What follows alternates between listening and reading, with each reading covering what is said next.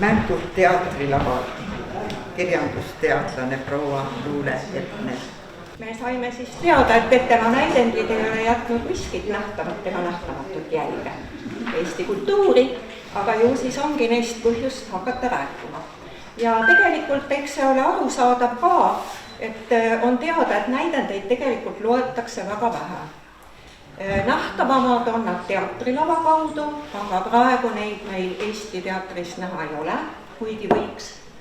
Ja teatriga on jälle nii, et näidendite saatus suuresti sõltub lavastajatest.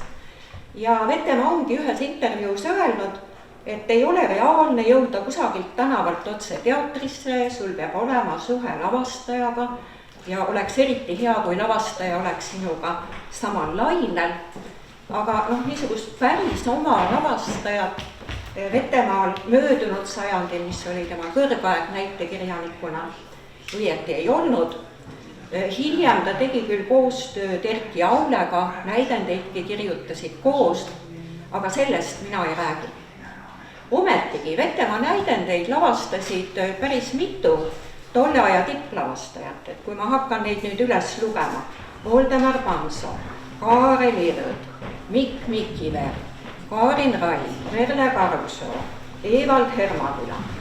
Nii et täiesti esinduslik rida ja päris mitmed Vetemaa näidendite lavastused kuuluvad kindlalt Eesti teatri ajalukku, nii et sinna on nad jäljed igatahes jätnud. Võin ma kinnitada ka teatri ajaloo õppejõuna. Aga kui nüüd vaadata tekste, ka neid, mida ei ole seni lavastatud minu teada, siis see massiiv on üsnagi aukartust äratav. Vaatasin Eesti teatriagentuuri andmebaasi, sealt tuli välja 200 näidendit, pluss filmistsenaariumid, dramatiseeringud, nii et kokku kisub ilmselt üle 30. Ja kuidas neid siis kaardistada, ma mõtlesin, et ma räägin natukene algusest, sest algused on alati olulised ja fookuses võtan 70-ndad, 80-ndad, see oli Vetemaa kõrgaeg, nimetan ka mõnda hilisemat näidendit ja olgu kohe öeldud, et mina isiklikult Vetemaad ei tundnud, nii et mina räägin nagu täiesti tekstide ja intervjuude põhjal.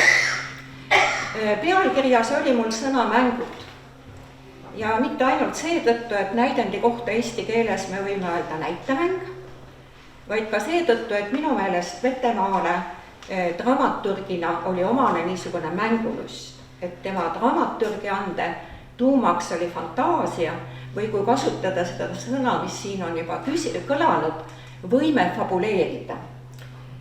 Lugusid, mida on põnev jälgida, mida on huvitav vaimus kaasa mängida ja see tähendab ka, et ta ei olnud niisugune lihtrealistlik näitekirjanik.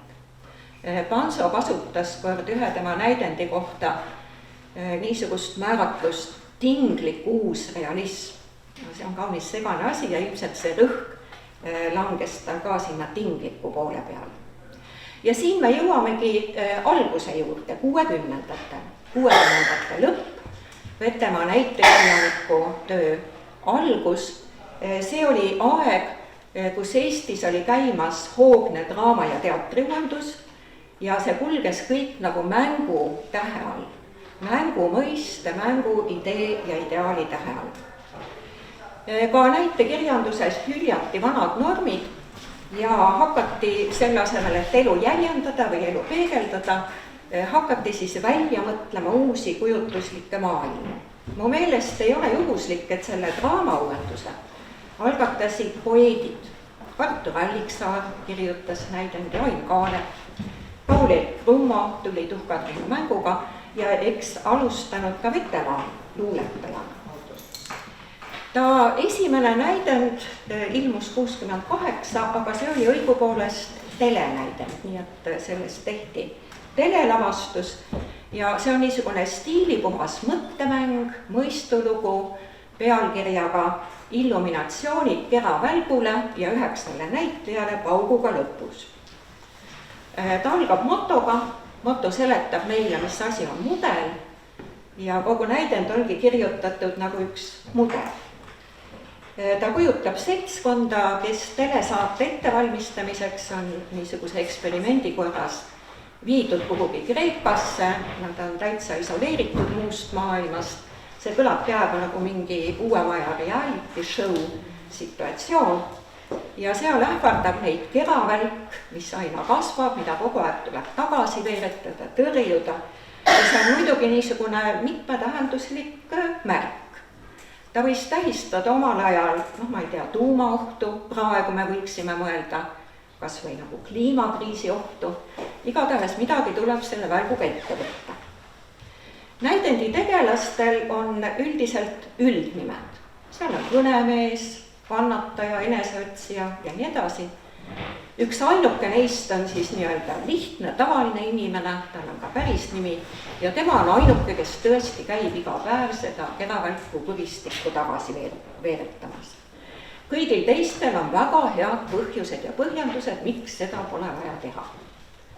Ja oma demagoogiaga nad lõpuks hullutavad selle ainsa tervemõistusliku tegelase ära ja nagu pealkiri juba ütleb, lõpeb näidend suure plahvatusega. Niisugune hoiatusnäidend võib-olla hoiatab reaalsuse eest, põgenemise eest, soovi eest rääkida tegelikud asjad ilusaks, talutavaks või paratamatuks, peaasi, et mitte midagi poleks vaja teha. Ta on muidugi telenäidend ja seetõttu ei ole võib-olla väga mõistlik loota, et teda oleks hiljem korduvalt lavastatud, aga ühe korra siiski vähemalt on. 10 aastat tagasi tehti seda Viljandi Kultuuriakadeemias õppetööna. Mulle tundub, et see on neid näidendeid, mis oma mõtte poolest tegelikult ei ole aegunud. Ma tahaks küll teda mõnikord ka teatris näha. Aga see esimene näidend annab juba aimu ka sellest, kes olid tol ajal Vetemaa eeskujud dramaturgias. Ta on neid hiljem ka intervjuudes nimetanud ja need on üldiselt niinimetatud absurditeatri autorid. Eugene Ionesco, šveitslane Friedrich Dürrenmatt. Becketi kohta on ta öelnud, et Becketit ta väga austab, aga Becketilt õppida ei saa.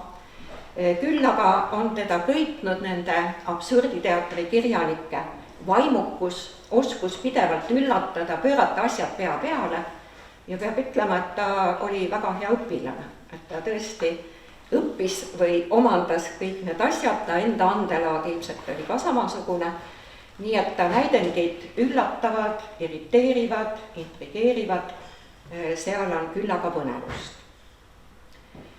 Nüüd ma nimetasin Dürrenmatti, Dürrenmattil on ka üks kuulus näidend teadlastest pealkirjaga Füüsikud ja Vetemaa kirjutas 70-ndatel jällegi ulmenäidendi pealkirjaga Jälle häda mõistuse pärast, kus tegelased on teadlased, kes on fanaatiliselt pühendunud oma alale ja see fanaatiline pühendumus on tähtis.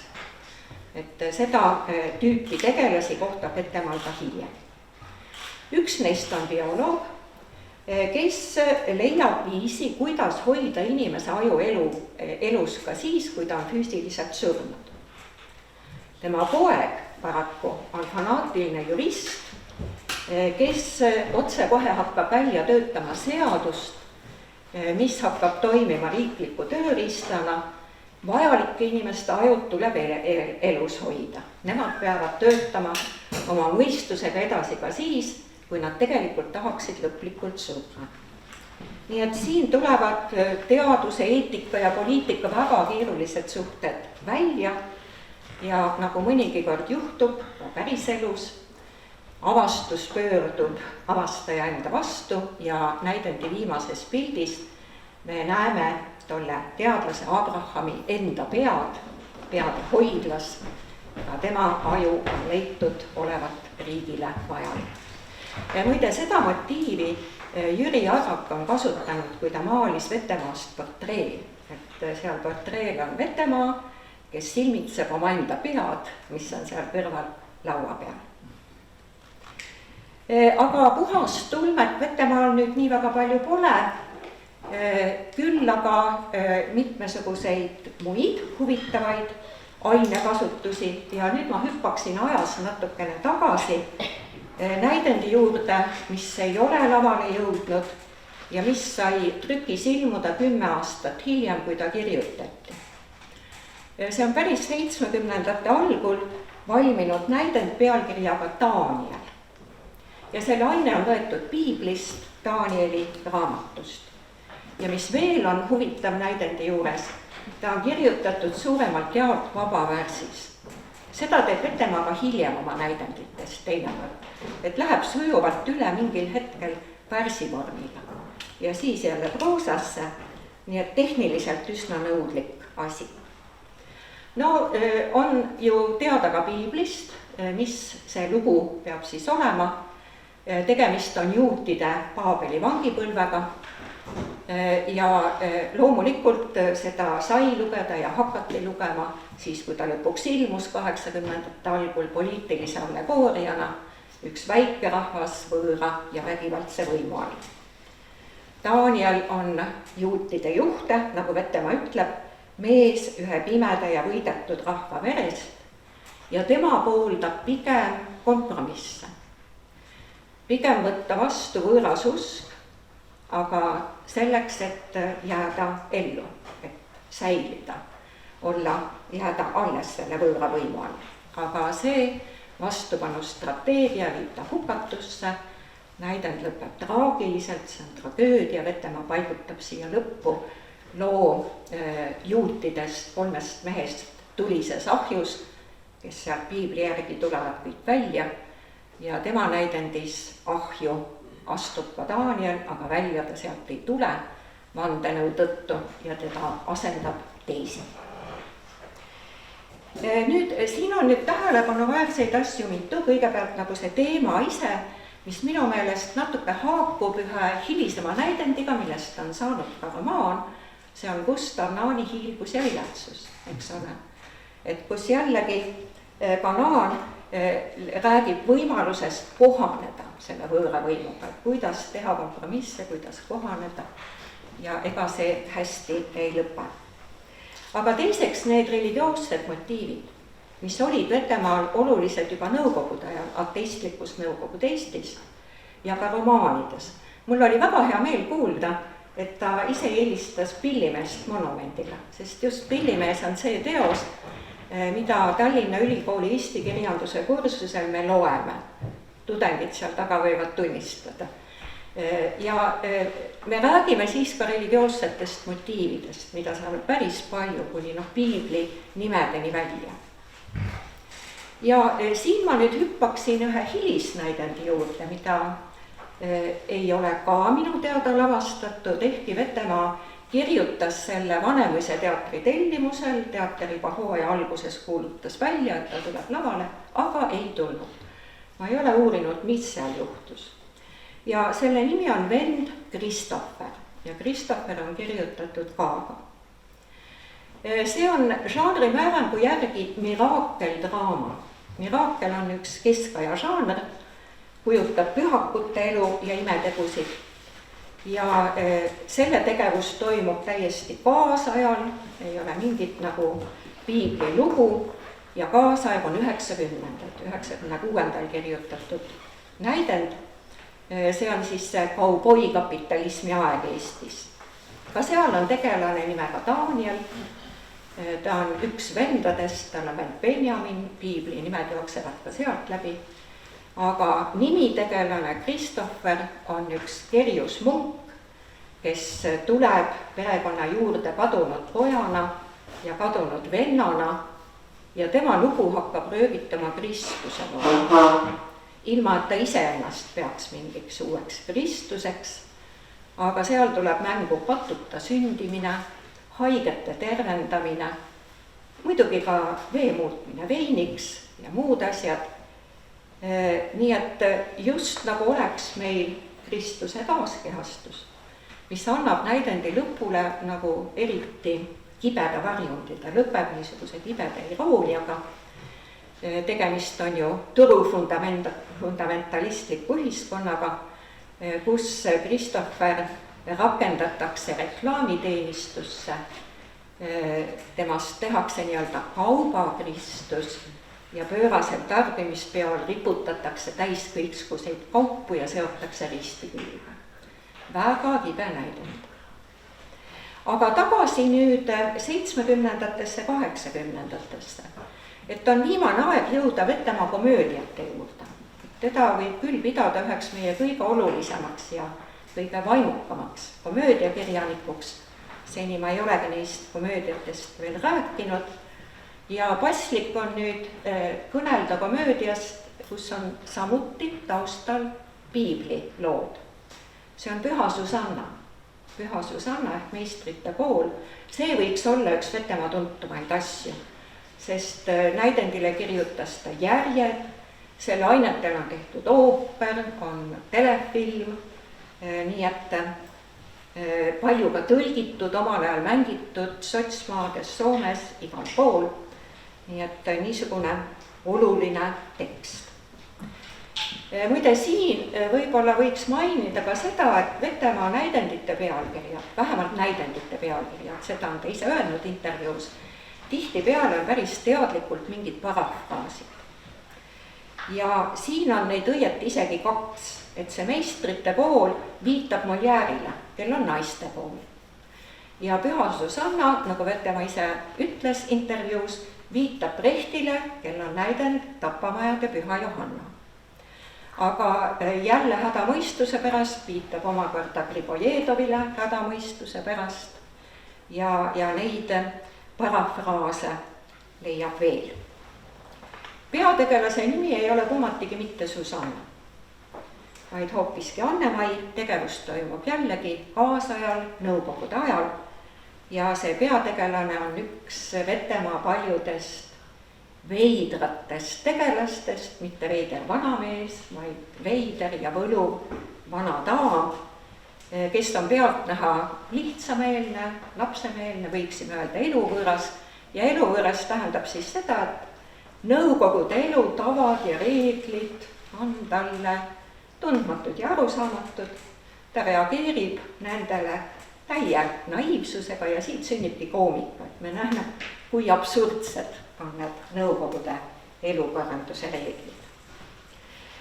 Aga see eluvõõrus ja lihtsameelsus osutub muidugi petlikuks, sest loo käib näitab, et kõik selles loos toimub nii-öelda paratamatult, vääramatult nii, nagu on ette nähtud ja on niimoodi kordunud varem ja jääbki korduma. Ja mis seal siis juhtub?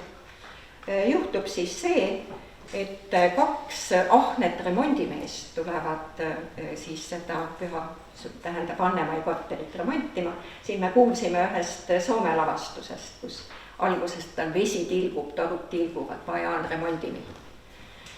Aga ta elab ühes täiesti ebaharilikus korteris, 7-toalises, mis on pilgeni täis ülimalt väärtuslikku keskaja kunsti. Nõukogude ajal kujutage ette. Need remondimehed muidugi tahavad tal naha üle kõrvale tõmmata. Aga asi lõpeb hoopiski sellega, et nad lõpetavad haigevoodis, sest tõeks on läinud väide, mille Anne-Mai juba alguses esitab. Kurjus hävitab iseennast. Kurjad inimesed ei hoia kokku ja kurjus õgib iseennast. Väikesed imed aitavad ka kaasa ja need kaks meest on määratud siis ümber sündima igati headeks, ontlikeks kodanikeks. Muidugi on aru saada, et see ei ole nüüd lihtsalt mingi nõukogude elu puudusi paljastav satiir, vaid siin ongi nagu see oma metafüüsiline tasand. Võib küsida, miks Püha Susanna? Näidendis põhjendatakse seda nii, et seinal on maal Püha Susannast Syrakuusas, kes jagas oma vara röövlitele, niisugune endeline maal. Mina ei tea, et niisugune pühak oleks olemas. Et mulle tegelikult meenus hoopiski apokrüüfi lugu, mis on küll natuke teistsugune, aga mingi tuum on nagu sama, Susannast, keda kiusavad kaks himurat vanameest, aga kes lõpuks nende üle võidu saavutab. Nii, aga nüüd ma pean tüürima lõpupoole, ma näen, et mul on 5 minutit ainult aega ja ütleksin just komöödiaid võib-olla silmas pidades, et Vetemaa näitekirjanikuna oli ühteaegu meelelahutaja, ühiskonnakriitik ja moralist. Ja moralist, ma ei mõtle siin mitte moraalilugejat, vaid mõtlen siin pigem inimest, keda huvitab hea ja kurja psühholoogiline mehaanika, kes seda uurib, kes on tundlik niisuguste eetiliste teemade, vastuolude, paradokside suhtes. Sellega Vetemaa tõepoolest ka tegeles. Paar näidendit vajaksid veel lihtsalt nimetamist, kuigi ma neist pikemalt rääkida ei jõua. Nõukogude ajal kirjutatud ja olulised, üks neist on Roosiaed, Voldemar Hanso viimane lavastus, mida mitte väga ammu, 2019 mängis Padise Rahva teater. Ja selle näidendi kohta ühes kommentaaris Vetemaa räägib, et tema näidendid olla üldse nagu kahesugused, selle juurde ma tahan veel ära rääkida, et ühed on sündinud mingist impulsid, millest nad on sündinud, on kahesugused. Ja ühed on sündinud sellest, et ta tahtis kasutada mingit stiilivärvi. Ta tahtis lisada mingi uue värvi, mingi uue laadi oma paletile. Sinna kuuluvat Roosiaed. Et sel ajal ta luges väga palju Tennessee Williamsit ja tahtis kujutada niisuguseid hüsteerilisi patoloogiaga piirnevaid suhteid ja emotsioone. Kas see nüüd päris nii oli, ma ei tea, sest küllap võis oma osa etendada ka see teine impulss, mille kohta Vetemaa ütleb, et osa näidendeid sünnib sotsiaalsest sunnist, aga see ei ole väline sund. See on siis sund käsitleda mingit probleemi, mida ta pidas oluliseks. Ja siin sobiks näiteks Hermaküla omal ajal lavastatud näidend Tuul olümposelt tuhka tõi, mille teema ei ole kuhugi minevikku jäänud. See on dopingu kasutamine spordis. Et seal kogu pingeline lugu kulgeb selle ümber, kuidas doping, mida kasutatakse auahnusest, et igal juhul võita, ja ka kasuahnusest, et teenida preemiaid ja muud, kuidas see inimesi hävitab. Väga põneva looga, 4 tegelasega, põneva looga näidend. Huvitav on see, et näidendi alguses on lavastaja monoloog, üks niisugune mänguline võte, kus siis lavastaja loeb ette justkui ühe siseretsensiooni, mis kinnitab, et see probleem Nõukogude spordile tegelikult omane ei ole. Et see näidend on profülaktiline.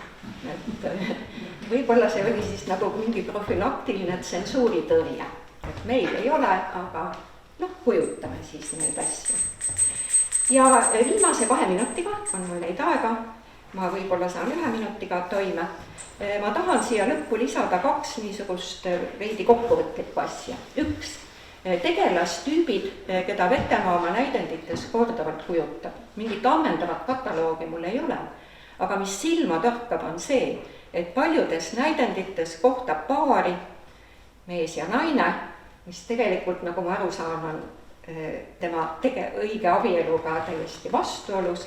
Naine on tugev, karjäärihimuline, uuendushimuline ja mees on pehmeloomuline. Mees on siis niisugune, et ühe sellise näidendi kohta Roosiaed üks kriitik kogunisti leidis, et Vetemaa tegeleb meil meeste feminiseerumise probleemiga.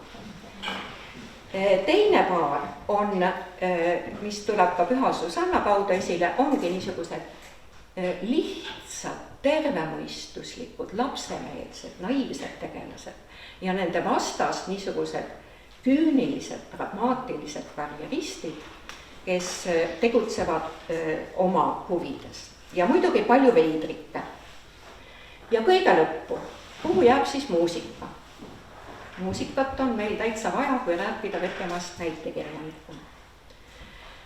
Muusikat läheb vaja, kui rääkida tema näidendite tehnikast, ülesehitusest. Jälle toetun enda sõnadele, muusika ja dramaturgia olla sisemiselt struktuurilt üsnagi sarnased. Täpselt läbimõeldud, ajastatud süžeekäigud, kontrapunktid ja kordused, pöörded ja paradoksid, see kõik on muusikaline struktuur. Nii et muusikat saame kogeda mingil kombel ka siis, kui me loeme või vaatame Vetemaa näidendeid. Aitäh!